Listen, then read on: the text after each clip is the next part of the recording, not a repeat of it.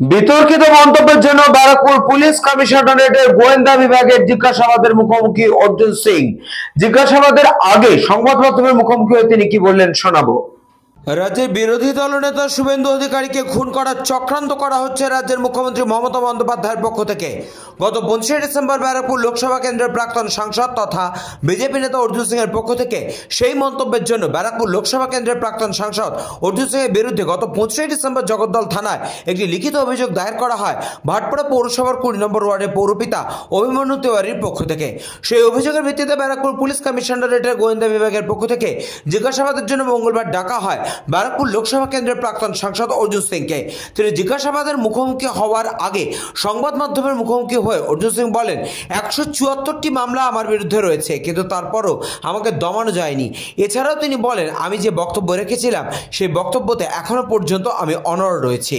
মিথ্যা মামলায় ডেকে পাঠায়, ওরা ভাবে আমরা ওতে ভয় পেয়ে যাব।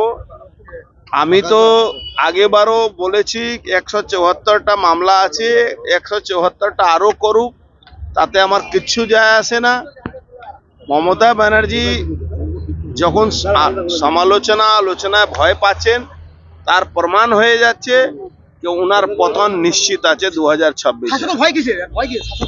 শাসকের ভয় একটাই হয়, যখন মানুষ ভুল করে তখন আলোচনাকে ভয় পায়, তাই জন্য শাসক ভয় পাচ্ছে। আজকে একজন এখানকার পুলিশ কমিশনার ডেকে একজন কাউন্সিলরকে দিয়ে একটা কমপ্লেন করিয়েছে। কমপ্লেনটা হলো, কেন আমি মমতা ব্যানার্জিকে বলেছি যে শুভেন্দু অধিকারীকে খুন করার জন্য জেহাদিদের সঙ্গে উনি হাত মিলিয়েছেন।